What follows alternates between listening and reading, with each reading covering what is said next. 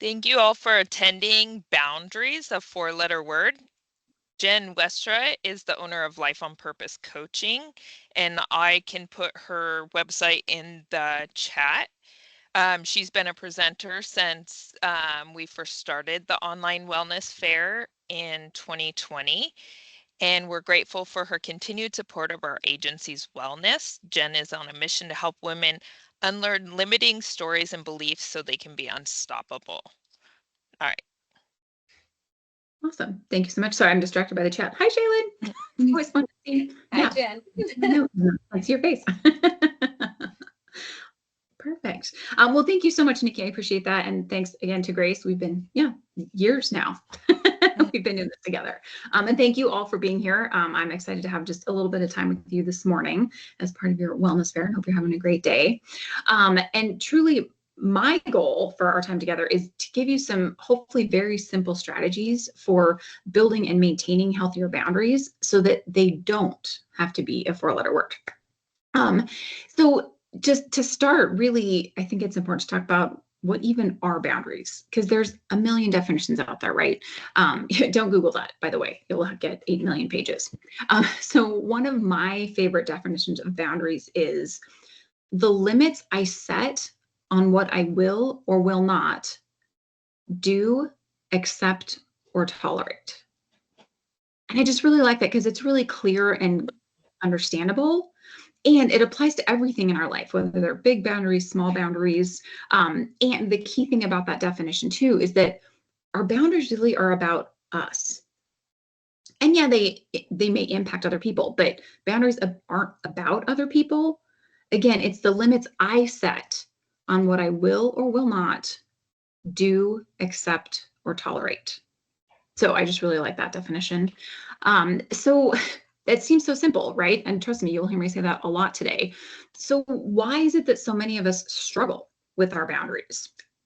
Well, a lot of reasons, but depending on how you were raised, especially if you belong to a more marginalized group, that could be, veterans, just as one example, women, people of color, anything like that. Probably you were raised to think that it's more important to take care of other people than to prioritize your own well-being. Or just because of the culture and society that we live in, we think the thing that matters the most is what other people think about us, which means we don't want to disappoint people or let people down. So that can show up like people pleasing, if any of you can relate to that. Or maybe it's feeling guilty, like we do say no, but we feel really guilty about it.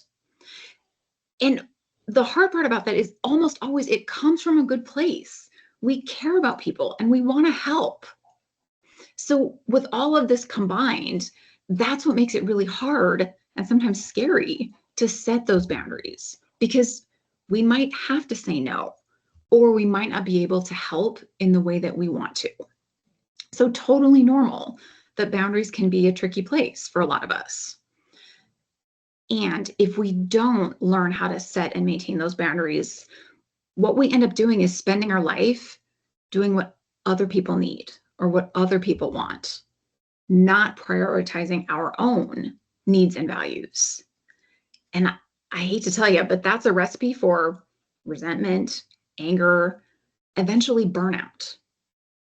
So boundaries are super, super important, partly for self-care, because it's a way of acknowledging that, yeah, we have needs and preferences and that they matter too. But boundaries are also how we manage our time and our energy and our attention so that we can spend them on the things that do matter the most. Which, sounds great, right? And if it was that easy, you wouldn't be here. So how do we go about, whether that's setting, maintaining, how do we manage our boundaries? So today, I hope I have a simple, I will keep saying this, simple does not always mean easy, but a simple 2-step process to help with boundaries. So as we go through this, I want you to think about what's a place in your life that maybe you have a boundary that's not as strong as you would want it to be, or maybe you just don't have a boundary at all that you would like to. So think about that, and then keep that in mind as we go through these 2 steps. So the first most important part of setting and maintaining boundaries is a pause. And that's just what it sounds like. It means stopping to pause and reflect before we just automatically jump into making any decisions or replying to a request.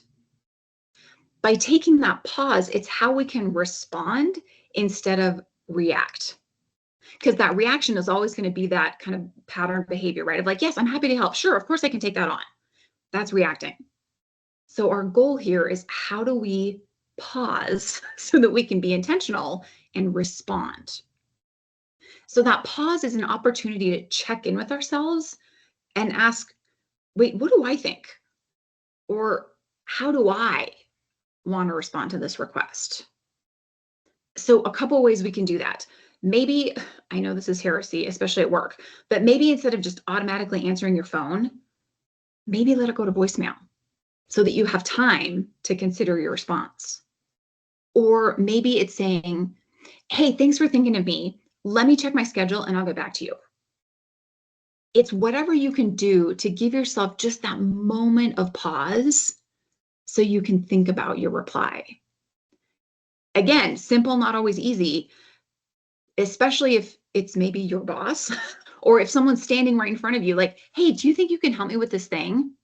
So it may not always be easy, but how can you find a way, whether it's a boss, someone standing in front of you, someone on the phone, whatever that might look like, to give yourself even just a minute so that you can consider and reflect on how you want to respond.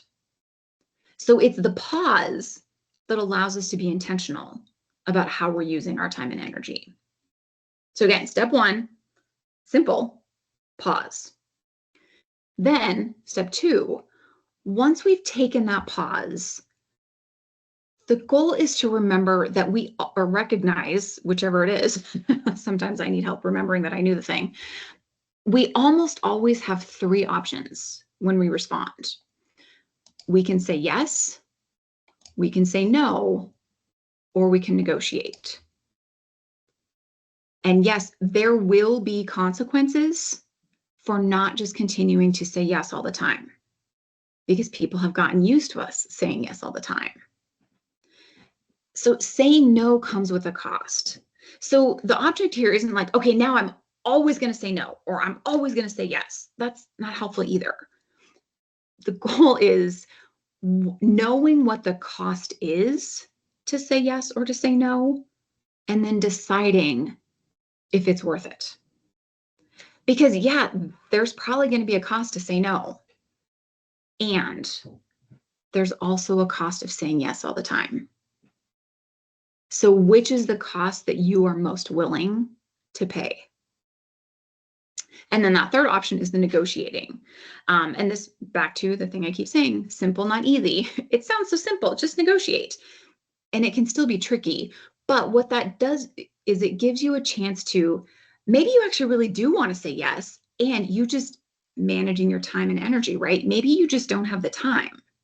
So is there a way to find a way to say yes that still takes into account your current commitments? Or maybe you actually really want to say no, but it's your boss who's asking. So how can you find a way either to find a different solution or find a way to say no that still somewhat honors your needs and values? So I wish I could tell you that everyone loves it when we have healthy boundaries, but they don't. Because again, they may have gotten used to you saying yes all the time. And when that changes, they may not love it. So part of setting and maintaining boundaries is learning to be okay with potentially letting people down or disappointing people, and not thinking that that's a moral failing. It's okay to prioritize our own needs. So this is another great a place where that pause can come in helpful, because it allows us to think about why we're responding the way we're responding. Are we just saying yes to avoid feeling guilty? And what's going to be the long-term cost of that? Remember that anger, resentment, burnout we talked about? So, and again, I wish the goal that I could say, like, now you'll never feel guilty again. Yeah, sorry, I haven't figured that out yet either. Because we're social creatures. Like, we were evolved to live in community. So it is hard to say no. And it's okay to feel guilty about that. But how can we turn down the volume on that guilt so that it's not the only thing determining our decision? Back to that again, our goal, the actual goal is responding and not reacting. Because there is going to be a cost no matter how we respond. So we want to make sure that we're doing something for the right reason, not just out of guilt or feeling like it's not okay to say no. So again, simple, not easy, two-step process. Find that pause, and then remember that you can say yes, no, or negotiate. And because this isn't easy, it's also really, really important that as you, whether you're really great at boundaries already, whether you're just learning how to maintain them, no matter where you're at on your boundary journey, it's so, so important to have grace and compassion for yourself, especially if this is new. Practicing new things is hard and scary. And remember, we talked about one of the reasons that boundaries are hard is because we care about people. So it's okay to want to help. And it's also okay to include yourself on that list of people and things that you care about and that matter. So to sum this all up, I love this quote. Your boundaries are a reflection of how willing you are to advocate for the life you want. So as we start to wrap up, I want you to think back to the situation that you came up with earlier. That's a place where you either wish you had a boundary or had a stronger boundary. Now, based on this two-step process, is there anything you might want to do differently? I want you to write down one thing, either that you're taking away or are willing to commit to, that will get you closer to that boundary that you want to have. And as I said, I know this isn't easy. So if you need help, a couple of resources for you. First off, if you haven't read this book, the people that know me are going to laugh. I'm recommending a book because I can't help myself. This is such a great book, though. It's called Real Self-Care. And her whole point is that I actually kind of hate the word self-care because it's gotten so commodified. Like, oh, just go buy this thing. That's not real self-care. So she just does such a great job of looking at how do we actually take care of ourselves in a way that helps us avoid resentment, anger, burnout. And one of the key things that she talks about is, you'll be shocked to hear it, boundaries. So a lot of the work I do around boundaries came from this book. So super highly recommend that. And then something else that can really get in the way for a lot of my clients, and yeah, me too, is our perfectionist tendencies. Because we think we have to, like, if I can't do boundaries perfectly all the time, then what's even the point? So to help with that, if anybody can relate, another free resource for you is it's a perfectionist recovery toolkit that I created specifically with the goal to help you let go of some of that judgment of other people. That's a huge part of perfectionism. And also it comes into play with boundaries as well, as we talked about. So like I said, free download for you there. If you want to scan the QR code there. I can also, I'll close my slides and get you the link. I can put it in the chat as well, if that's easier. And I know we're almost out of time. So truly, this is the work that I love doing. So here's where you can find me. If there are places that you're struggling or need some help, I'm here to help. And also, I want to help celebrate any of your wins, whether that's around boundaries, anything else happening in your life. So truly, please stay in touch. Please reach out. I'd love to stay connected. And I think we have like 30 seconds left.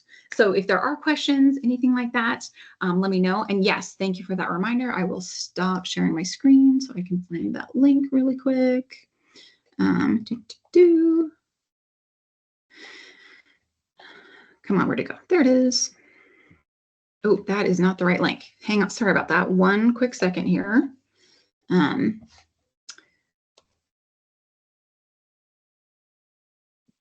don't know if I could type. There we go. Okay, here is that link for the Perfectionist Toolkit. Okay, perfect. And I know we're out of time. I'm happy to hang out for a second, but I know you've got other things to go to. So thank you again for being here. Appreciate you spending some time with me this morning, and have a wonderful rest of your Wellness Fair day. Thank you, Jen, for that great presentation. And thanks to everyone for attending the webinar. The next webinar is at 10 a.m. Fraud Prevention, Keeping Your Financial Future Safe. Sounds like a good part of self-care also.